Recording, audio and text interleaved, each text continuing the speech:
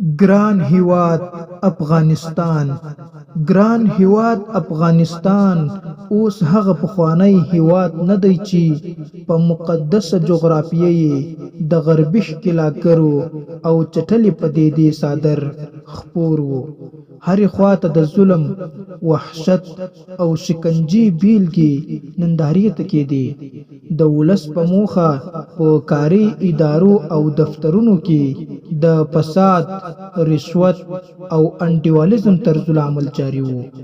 دا چې اوس مو د واک پر ګدۍ سپېڅلي مشران نفوذ لري، د امکان تر حده کار اهل کار ته سپارل شوی. ولس مو خپلواک او پر هیواد مو رنګینۍ خپرې دي. نو دا ستر انقلاب د رب العباد په نصرت او لوی نعمت دا دی چې د وطن هر فرد اسلامي، ملي او سیاسي مکلفیت لري چې د دې ستر نعمت قدر وکړي او له مؤظفو مسؤلینو سره د ډاډمن امنیت او نظم عامه په موخه همکاري وکړي.